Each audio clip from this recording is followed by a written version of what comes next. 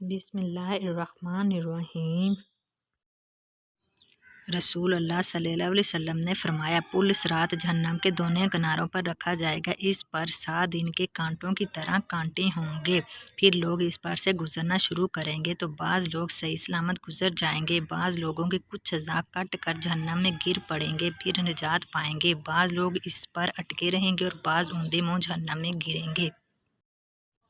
رسول اللہ صلی اللہ علیہ وسلم نے فرمایا، موت کا ایک دم معنی افسوس کے لائق ہے کہ مرنے والا نہ کچھ کہہ سکے اور نہ کچھ کر سکے۔ آپ صلی اللہ علیہ وسلم کے زمانے میں کوئی آدمی بیٹھا ہوا ایک دم مر گیا تو کسی نے کہا کیا اچھی موت مرا ہے، نہ کوئی بیماری دیکھی اور نہ کچھ جان نکلنے کی تکلیف ہوئی۔ حضور صلی اللہ علیہ وسلم کو جب اس کا یہ کہنا معلوم ہوا تو آپ صلی اللہ علیہ وسلم نے اس آدمی سے فرمایا کہ تیرے پاس کیا ثبوت ہے کہ اچانک ایک دم مرنے سے اس کو کوئی تکلیف نہیں ہوئی؟ اگر اللہ تعالیٰ اس کو اس حال میں موت دیتا کہ وہ بیماری کی تکلیف اٹھاتا تو اس کے سارے گناہ معاف ہو جاتے۔ رسول اللہ صلی اللہ علیہ وسلم نے فرمایا، جو شخص نماز فجر باجماعت ادا کرے پھر اپنی جگہ پر بیٹھ کر اللہ تعالیٰ کا ذکر کرتا رہے یہاں تک کہ سورج طلوع ہو جائے، پھر 2 رکعت اشراق کی نماز پڑھے تو اس کے لیے ایک مکمل حج عمرے کا ثواب۔ رسول اللہ صلی اللہ علیہ وسلم نے فرمایا، جس شخص کو یہ پسند ہو کہ اس کی عمر دراز ہو اور اس کے رزق میں اضافہ ہو تو اسے چاہیے کہ وہ اپنے والدین کے ساتھ نیک سلوک کرے اور ان پر صلہ رحمی کرے۔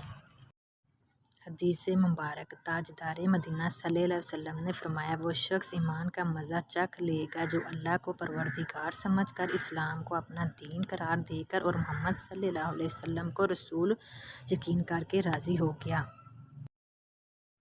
حدیث مبارک، فخر دو عالم صلی اللہ علیہ وسلم نے فرمایا، کیا میں تمہیں 2 ایسے عمل نہ بتاؤں جن کا بوجھ انسان پر بہت ہلکا لیکن میزانی عمل میں بہت بھاری ہوں؟ حضرت ابو ذر نے عرض کیا، یا رسول اللہ ضرور بتائیں۔ آپ نے صلی اللہ علیہ وسلم نے فرمایا، ہوش اخلاقی اور کثرت سے خاموش رہنے کی پابندی کرو۔